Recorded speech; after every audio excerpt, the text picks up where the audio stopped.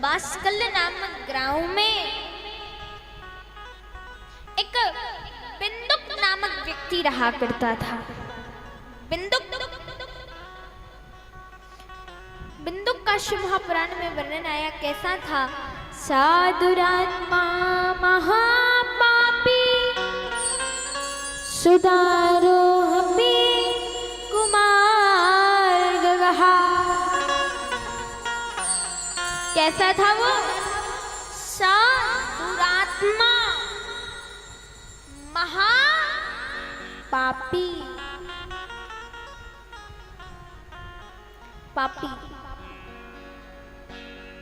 बहुत कुमार्ग के रास्ते पर चलने वाला।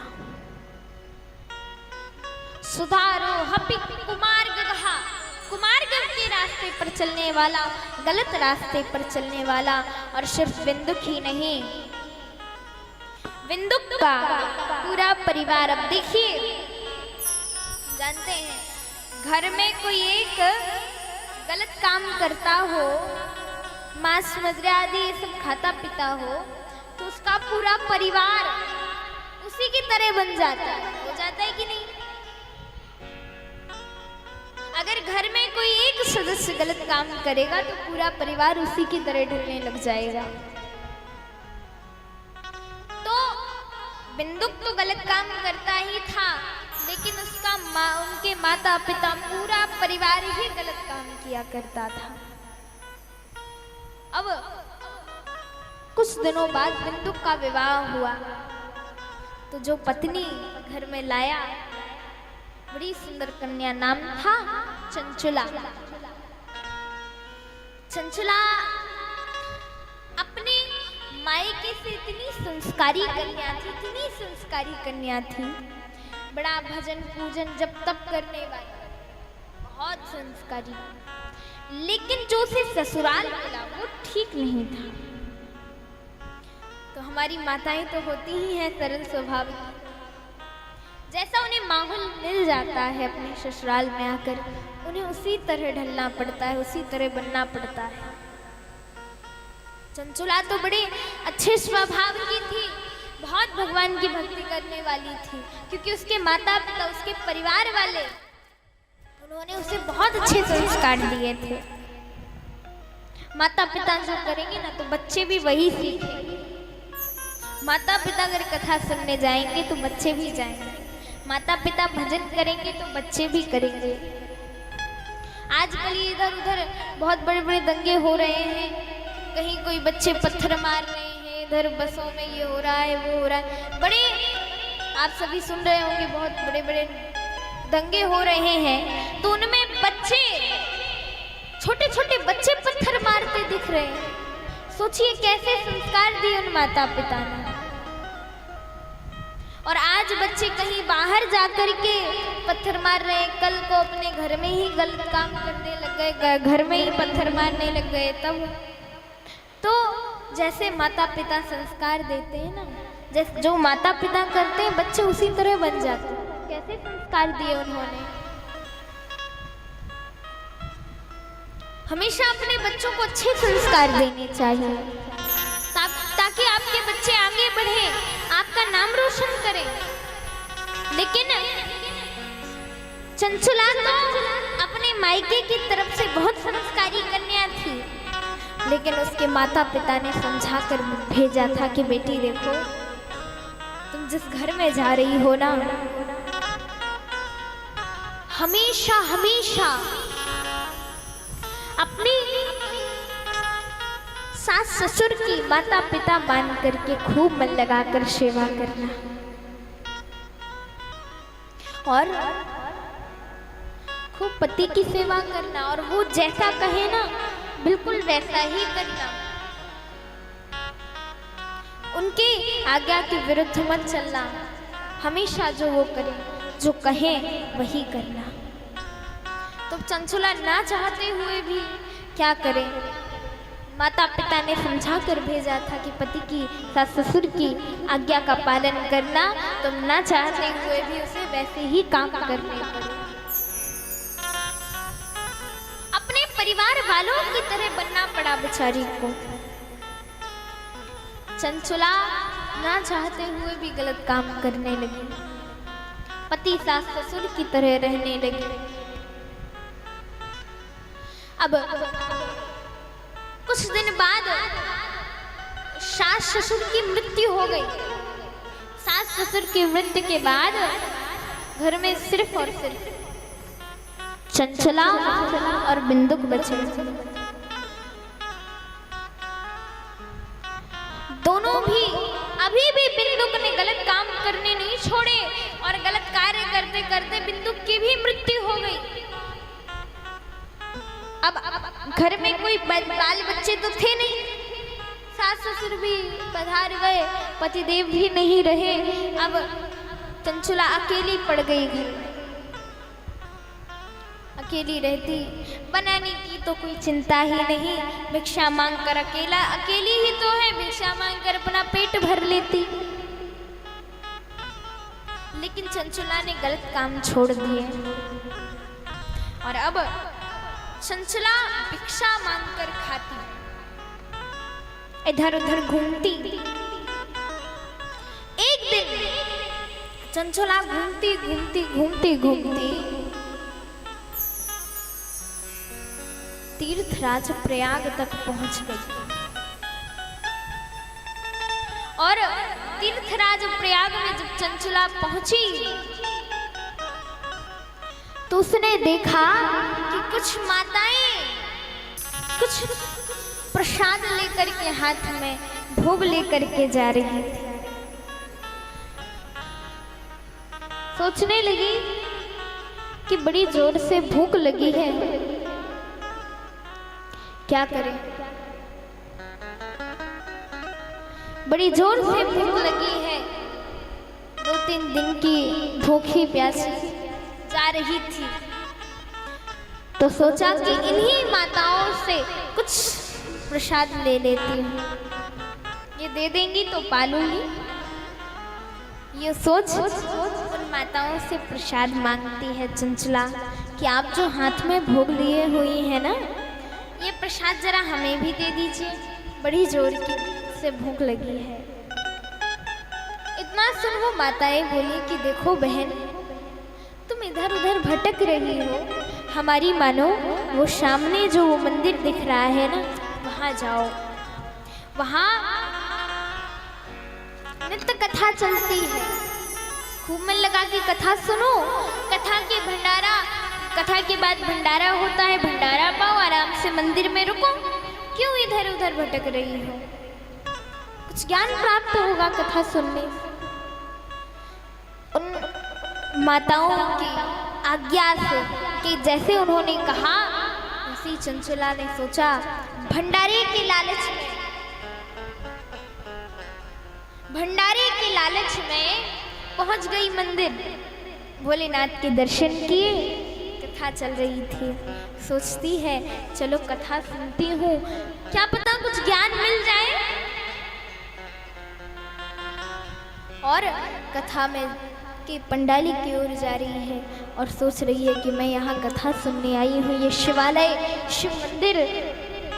कहती है, हे भोले बाबा, हे भोलेनाथ, मुझ पर कृपा करना, और आपने मुझे यहाँ बुलाया, आपकी कृपा से मैं यहाँ आई और अब कथा सुन करके कुछ सत्मार्ग पर चलूंगी, कथा सुनूंगी, कुछ ज्ञान प्राप्त होगा।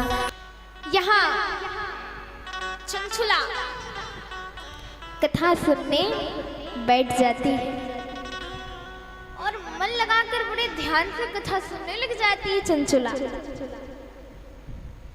और पंडित जी कथा में जिस समय चंचला कथा सुन रही थी ना, उसी समय पंडित जी वर्णन बता रहे थे कि किस पाप को करने से हमें कहाँ जाना पड़ता है, किस पाप का क्या प्रायश्चित है। 3 प्रकार के पाप होते हैं, 3 प्रकार के पुण्य होते हैं। पाप कौन से? पहला पाप हो गया, देखो अब 3 प्रकार के पाप भी होते हैं और 3 प्रकार प्रकार के वही पुण्य भी होते हैं। पहला क्रियात्मक पाप, क्रियात्मक पाप भी होते हैं और क्रियात्मक पुण्य भी होते हैं। क्रियात्मक मतलब क्रिया यानी हाथ के द्वारा या अपने कर्म के द्वारा किए गए पाप, कर्म के द्वारा किए गए पाप या पुण्यों को क्रियात्मक पाप पुण्य कहते हैं। अब क्रिया से पाप भी हो जाते हैं और पुण्य भी। जैसे आप बैठे हैं, आपको काटने कोई मच्छर आया, ठीक है, मच्छर आपको काटने आया, आप मच्छर को देखेंगे तो क्या करेंगे? क्या उसका स्वागत करेंगे? बोलिए, मच्छर का स्वागत करेंगे? फूल बिछा करके उसको बुलाएंगे कि आइए बैठिए, बताइए, स्वागत करेंगे उसका? नहीं। फिर क्या करेंगे? मारने का प्रयास करेंगे, मारेंगे नहीं, प्रयास करेंगे। पर कभी कभी मच्छर मर जाता है और कभी उड़ जाता है। तो अगर आपसे धोखे से भी कोई मच्छर मर गया तो क्या हो गया? पाप। ये छोड़िए, अब आप कहीं गाड़ी से जा रहे हैं तो आपको पता रहता है कि आपकी गाड़ी के पहिए के नीचे कितने जीव जंतु आए, कितने मरे, कितने बचे, पता रहता है आपको? नहीं। या जरूरी नहीं कि आप गाड़ी से जाएं तो ही, आपको पैदल भी जाते हैं तो भी इतना याद नहीं रहता कि हमारे पैर के नीचे कितने जीव जंतु आए। पैदल जाते हैं तो भी देखते हैं क्या कि कितने जीव जंतु आ रहे हैं, कितने मर रहे हैं, कितने जी रहे हैं। तो ऐसे हमसे पाप हो जाते हैं। कई पाप हैं, कई क्रियात्मक पाप हमसे हो जाते हैं और वहीं क्रियात्मक पुण्य भी होते हैं। क्रिया के द्वारा पाप ही नहीं, पुण्य भी हो जाते हैं। तो ऐसे पहला पाप क्रियात्मक पाप। दूसरा पाप होता है प्रारब्ध के पाप, यानी प्रारब्ध के पाप यानी पिछले जन्म में किए गए पाप। अब पिछले जन्म में हम पाप भी करते हैं और पिछले जन्म में पुण्य भी करते हैं, और वही पाप पुण्य, वही पाप जो प्रारब्ध के पाप होते हैं वो हमें इस जन्म में भोगना पड़ता है। पिछले जन्म में जो हम पाप कर जाते हैं वो उस जन्म में तो भोगने को मिलता है, मृत्यु के बाद भी भोगने को मिलता है, और आखिर के जन्म में भी, अगले जन्म में भी उन पापों को भोगना पड़ता है। प्रारब्ध के पाप और क्रियात्मक पाप हमारे पुरुषार्थ से ये नष्ट हो जाते हैं। और एक प्रकार के पाप होते हैं संचित पाप। तो ये तीन प्रकार के पाप बताए, खूब वर्णन किया पाप पुण्यों के बारे में, बहुत सारे पाप बताए कि ये पाप करने से इस नरक में जाना पड़ता है, ये पाप करने से इस नरक में जाना पड़ता है। और ऐसे सभी पापों का वर्णन करते हैं वो पंडित जी। चंचुला सुन रही थी पंडित जी की बातें, और वो पंडित जी ये भी बताते हैं कि हम जो छोटे मोटे पाप कर जाते हैं गृहस्थ जीवन में, जैसे झाड़ू पोछा लगाती है माता, तो आपके घर के झाड़ू पोछे लगने में कई कीड़े मकोड़े मर जाते हैं, तो वो पाप लग जाता है। कई ऐसे छोटे मोटे जो आपके काम करने में कई जीव जंतु मर जाते हैं। आपसे गृहस्थ जीवन में कई पाप हो जाते हैं, कई छोटे मोटे पाप हो जाते हैं। तो गृहस्थ जीवन के उन छोटे मोटे पापों के लिए क्या हमें नरक में जाना पड़ता है? पंडित जी बताते हैं कि उन गृहस्थ जीवन के छोटे मोटे पापों के लिए हमें नरक में नहीं जाना पड़ता। गृहस्थ जीवन में किए गए छोटे मोटे गलती से हुए उन पापों के लिए हमें नरक में नहीं जाना पड़ता। फिर उसके लिए कुछ उपाय है जो हमारी माताओं के बहुत काम का।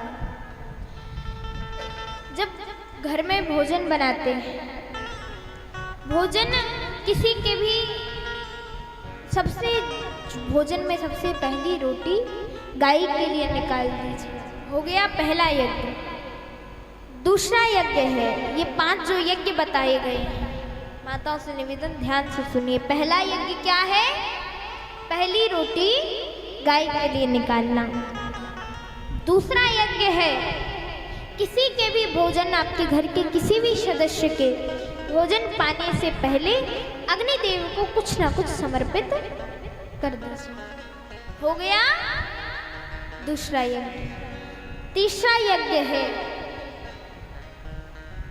कि आप पक्षियों के लिए कुछ दाने डाल दीजिए या कुछ ना कुछ डाल दीजिए पक्षियों के लिए। अपनी छत पर कुछ ना कुछ पक्षियों के लिए अवश्य डालें। हो गया तीसरा यज्ञ। चौथा यज्ञ है कि कहीं कोई वृक्ष होता है ना बड़ा, तो उसके नीचे कई सारे चींटे रहते हैं, उनके लिए थोड़ा बहुत 150 ग्राम आटा या कोई भी चीज डाल दीजिए। चीनी या आटा, 150 ग्राम थोड़ा सा आटा, कुछ भी डालिए। तो छोटे मोटे उन जीव जंतु चींटों के लिए वृक्षों के नीचे कुछ ना कुछ डालिए। हो गया चौथा यज्ञ। और 5वां यज्ञ है अतिथि देवो भवा। अतिथि देवताओं के समान होते हैं, तो घर में कोई अतिथि आए ना, उसका स्वागत सत्कार करें और बिना भोजन के उसे घर से जाने ना दें, उसे भोजन करा कर ही विदा करें। हो गया 5वां यज्ञ। तो ये 5 यज्ञ जो है, ये 5 यज्ञ गृहस्थ जीवन में हुए छोटे मोटे पापों के प्रायश्चित के लिए 5 यज्ञ बताए गए हैं। ऐसे पंडित जी सबको बता रहे थे और चंचला सुन रही थी। अब पंडित जी सुनाते सुनाते कुछ ऐसे पाप बता जाते हैं जो पाप चंचला और उसके पूरे परिवार ने किए थे। और जैसे ही पाप बताए ना, तो चंचला तो सोचने लगी, अरे प्रभु, ये जितने पाप बता रहे सारे पाप तो मैं ही करके बैठी हूँ। मेरे पति ने भी किए थे, सास ससुर ने भी किए थे, और ये तो कह रहे हैं जो ऐसे पाप करता है ऐसे प्रीतियों नहीं मिलती। तो मेरे पति की क्या हालत हुई होगी। और चंचला जो सोच रही थी, ऐसे ही विंध्य प्रदेश में प्रेत की योनि में भटक रहा था पापों की वजह से। और चंचला यहाँ सोच रही थी कि जो ये पाप बता रहे हैं, इन पापों को करने से प्रेत योनि प्राप्त हुई होती है, तो मेरे सास ससुर और पति को तो प्रेत योनि प्राप्त हुई होगी, और मेरी मृत्यु होगी तो मुझे भी उसी प्रेत योनि में जाना पड़ेगा। पर मुझे कुछ ना कुछ तो सोचना ही होगा। कथा विश्राम हुई तो दौड़ कर जाकर के पंडित जी के चरणों में गिर पड़ी। कहती, महाराज, जो पाप बताए हैं ना आपने, सारे पाप मैंने और मेरे पतिदेव ने किए हैं। ऐसा कोई उपाय बताइए जिससे इन पापों का नाश हो सके। तो कहा, जो पाप हमने बताए कि पाप करने से प्रेत योनि प्राप्त होती है, जो जो पाप हैं सभी पापों का एक ही प्रायश्चित है। क्या? आप नित्य शिव जी के मंदिर में, जो शिव जी का मंदिर है, यहाँ पूजा कीजिए और नित्य कथा को सुनिए।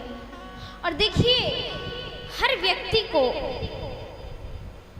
अपने जीवन में शिव जी की पूजा करना तो चाहिए, साथ साथ शिव महापुराण की कथा अवश्य सुनना चाहिए। और उस पाप के लिए, पापों के प्रायश्चित के लिए वो कहते हैं पंडित जी कि शिव महापुराण की जब तक ये कथा चल रही है वो सुनिए, नित्य शिव जी के मंदिर में पूजा कीजिए, अपना तन मन धन सब उनको समर्पित कर दीजिए। बस यही आपके पापों का प्रायश्चित है। शिव महापुराण की कथा सुन के ही आपके पापों का प्रायश्चित हो सकता है, आपके पाप नष्ट हो सकते हैं। ऐसा बताया तो चंचला तुरंत शिव जी के मंदिर में जाकर के शिव जी से प्रार्थना करती है कि हे भोले बाबा, मैंने जीवन में कितने पाप किए भोले बाबा, अब आज तेरे शरण में आई हूँ बाबा, और सारे संसार के नाते रिश्ते छोड़ दिए भोले बाबा, अब मैं बस तुम्हारी, बस अपना तन मन धन सब तुझे अर्पण कर दिया मैंने भोले बाबा।